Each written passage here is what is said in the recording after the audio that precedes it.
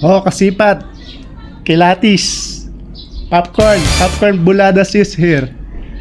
Kamusta na pala yung kanya-kanyang gasolinahan dyan? Balita ko, ang daming nagsasamantala, lalo na minamadali lalo yung pagyaman nila. At saka anong sabi nilang mawawalan daw ng supply? Pati yung fake news, no, nagbabiral ngayon, no? Kung ano pa yung fake news, siya yung nagbabiral.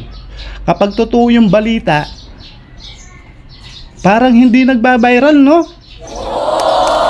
At saka ramdam nyo pa ba yung 100 piso? Kapag magpapakarga ng halagang 100 piso, yung tipong kakakarga mo pa lang, tapos bigla nang mawawala.